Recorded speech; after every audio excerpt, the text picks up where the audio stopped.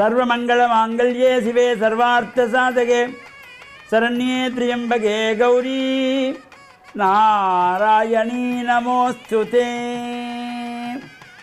ஓம் நமச்சிவாய. மேன்மைகள் சைவ நீதி விளங்குக உலகமெல்லாம். நோயற்ற வாழ்வே குறைவற்ற செல்வம்.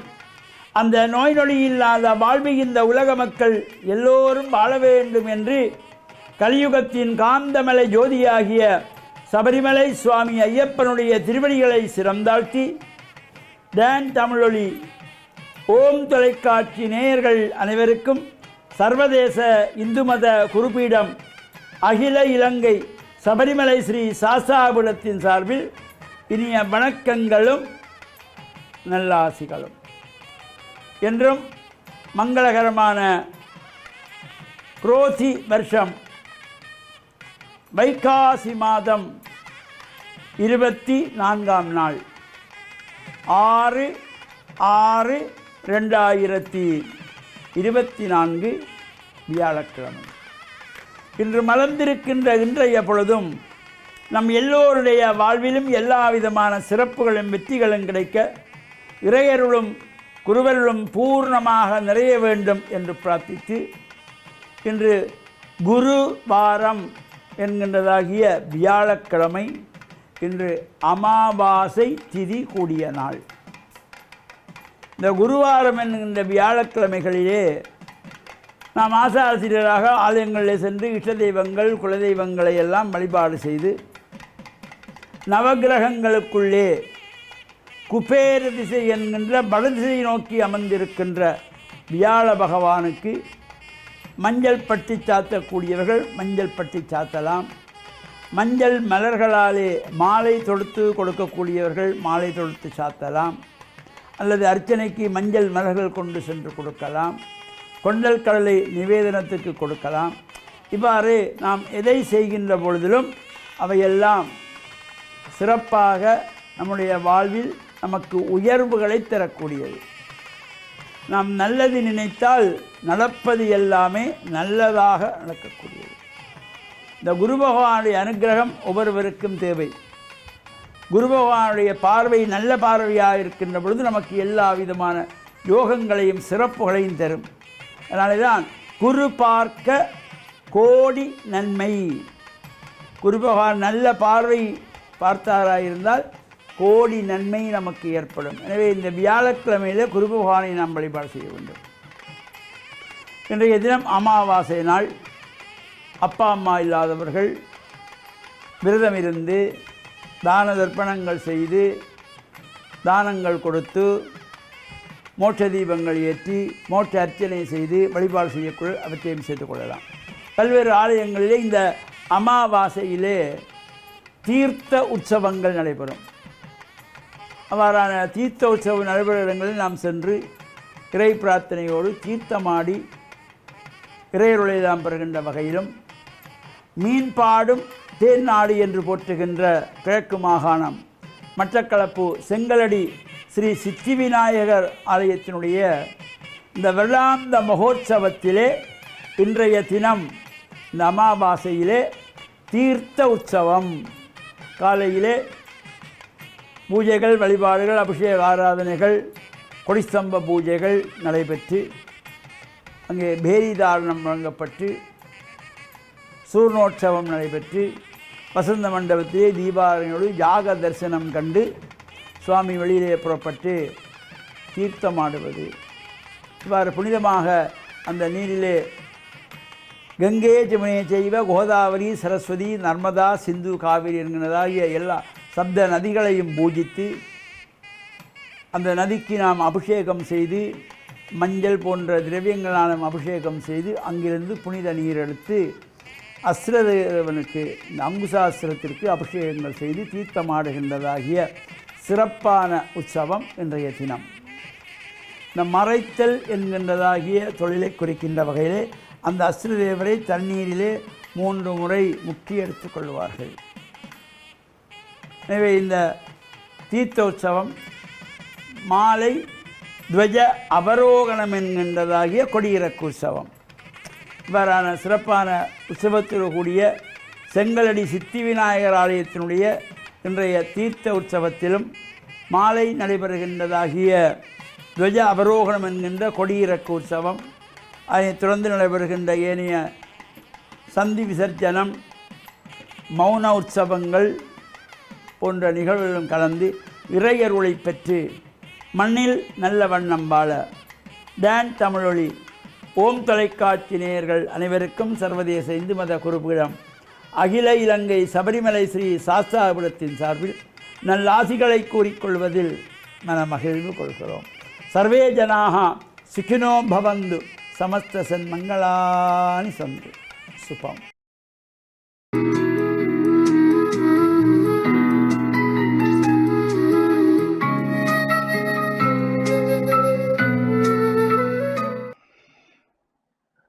இறை இயேசுவில் என் அன்பு நெஞ்சங்களே, கிறிஸ்தவ நற்சிந்தனை வேளையில் உங்களை சந்திப்பதிலே எனக்கு மிக்க மகிழ்ச்சி.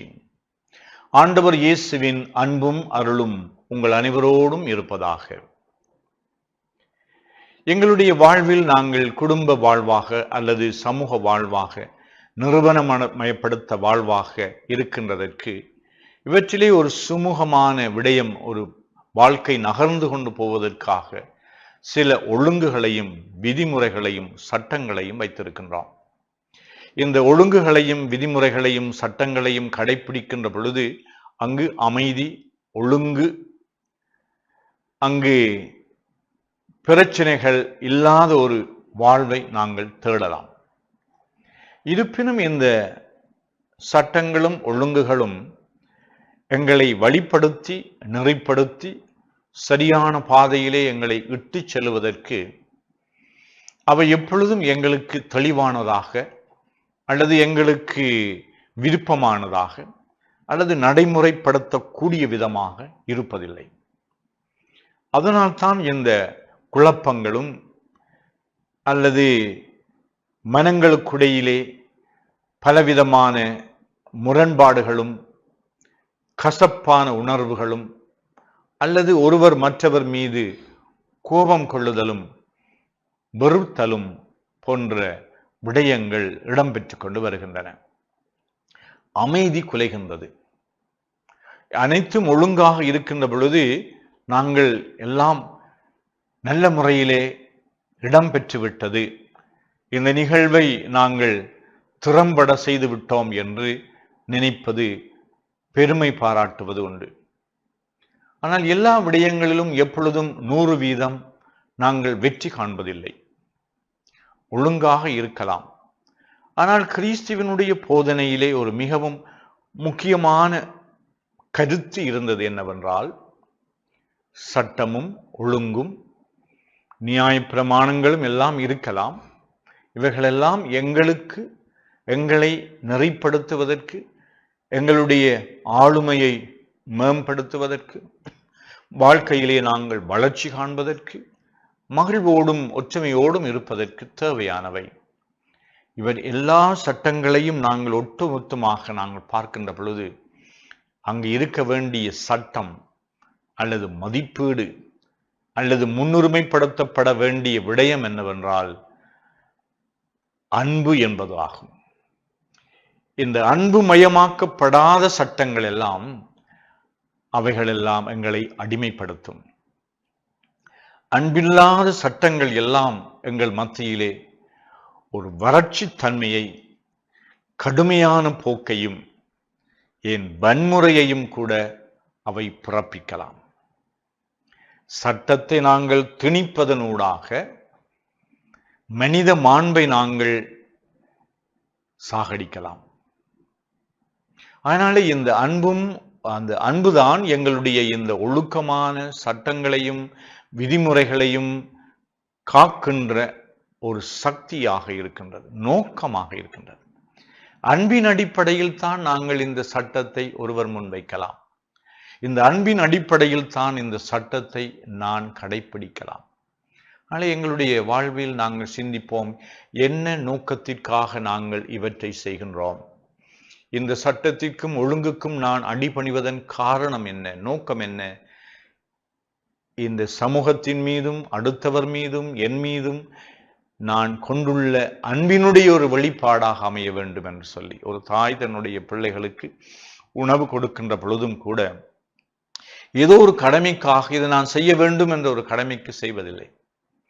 தன்னால் இயன்ற அளவு அதை நல்ல முறையிலே சமைத்து அவர்களுக்கு கொடுக்கின்ற பொழுது அவளுடைய உள்ளம் மகிழ்கின்றது. காரணம், அன்பினுடைய ஒரு வெளிப்பாடாக அது இடம்பெறுகின்றது.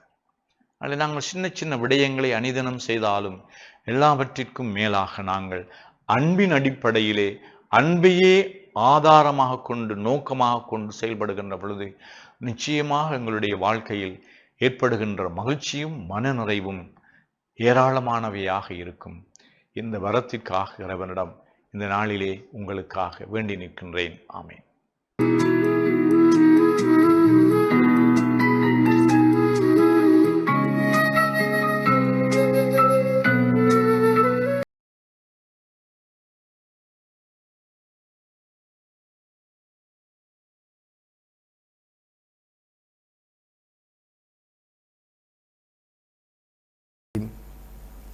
அல்ஹம்துலில்லாஹி ரப்பில் ஆலமீன் வஸ்ஸலாத்து வஸ்ஸலாமு அலா அஷ்ரஃபில் அன்பியா வல் முர்சலீன். அம்மா பஅத். وقال النبي صلى الله عليه وسلم ألا وإن في الجسد لمضغة إذا صلحت صلح الجسد كله وإذا فسدت فسد الجسد كله ألا وهي القلب. சதக ரசூலுல்லாஹி ஸல்லல்லாஹு அலைஹி வஸல்லம். கண்ணியத்திற்குரிய அன்பார்ந்த நேயர்களே, அஸ்ஸலாமு அலைக்கும் வரஹ்மத்துல்லாஹி வபரகாத்துஹு. மேற்கூறப்பட்ட இந்த நபி மொழியில் ரசூலுல்லாஹி ஸல்லல்லாஹு அலைஹி வஸல்லம் அவர்கள் கூறினார்கள், உங்களது உடலிலே ஒரு சதை பிண்டம் இருக்கிறது. அது சீராகிவிட்டால் முழு உடலும் சீராகிவிடும். அது சீர்கட்டு விட்டால் முழு உடலும் சீர்கட்டு விடும். அதுதான் உங்கள் உள்ளம் என்று சொன்னார்கள். பொதுவாக இன்று நடைமுறையில் நாம் சில விடயங்களை விளங்கிக் கொள்ளலாம். எந்த செயற்பாடாக இருந்தாலும் மனிதனுடைய உள்ளம்தான் அதனை முதலாவதாக முன்னெடுக்கின்றது. அது ஒரு நலவான செயலாக இருந்தாலும் அல்லது ஒரு கெடுதியான செயலாக இருந்தாலும் எதுவாக இருந்த போதிலும் மனிதனுடைய உள்ளம்தான் அதற்கு முடிவெடுக்கிறது. நான் ஒருவனுக்கு நலவு செய்ய வேண்டுமா அல்லது கெடுதியை உண்டாக்க வேண்டுமா? எனது தொழிலை நான் லாபகரமானதாக மாற்றிக்கொள்ள வேண்டுமா அல்லது மோசமானதாக மாற்றிக்கொள்ளலாமா? அல்லது எனது கல்வியை நான் வெற்றிகரமானதாக முன்னெடுக்க வேண்டுமா அல்லது விளையாட்டுத்தனமாக விட்டுவிட வேண்டுமா என்று இவ்வாறு உலகின் பல துறைகளில் இன்று எதை எடுத்துக்கொண்டாலும் உள்ளத்துடன் தொடர்புடையதாக எல்லா செயற்பாடுகளும் காணப்படுகின்றது. எனவே ஒருவன் நல்லவனாக இருப்பதற்கு, ஒருவன் நல்ல செயலை செய்வதற்கு, நல்ல விடயங்களை வாழ்வில் முன்னெடுப்பதற்கு உள்ளத்திலே நல்ல தன்மை, நல்ல எண்ணம் இருந்தால் அது அவனை சீரான நேரான பாதையில் வழிநடத்தக்கூடியதாக இருக்கும். உள்ளம் சீர்கட்டு விட்டால், உள்ளம் கெடுதியை உண்டாக்கிவிட்டால், உள்ளம் கெடுதியை எண்ணுமானால் அது தனக்கும் நஷ்டத்தை உண்டாக்கி தன்னை சூழவுள்ள பௌதீக உயிர்கள் எல்லாவற்றிற்கும் அது கெடுதியை உண்டாக்கக்கூடியதாக மாறிவிடும். உலகில் நடக்கக்கூடிய அனைத்து பிரச்சனைகளுக்கும் காரணம் உள்ளம் சீர்கட்டு இருப்பது.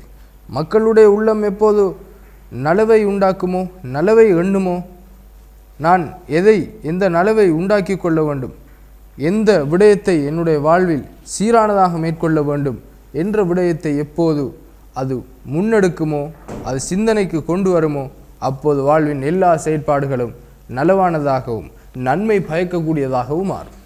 எப்போது உள்ளம் கெடுதியை எண்ணுமோ, கெடுதியான விடயத்தை நான் இதனை செய்வதை யாரும் பார்த்து விடக்கூடாது, நான் இந்த திட்டம் தீட்டுவது யாருக்கும் தெரிந்துவிடக்கூடாது என்று எப்போது உள்ளம் எண்ணுமோ, அந்த உள்ளம் கெடுதியை எண்ணுகின்றது. அந்த உள்ளம் சமூகத்திற்கு கேடு விளைவிப்பதை முன்னெடுக்கப் போகின்றது.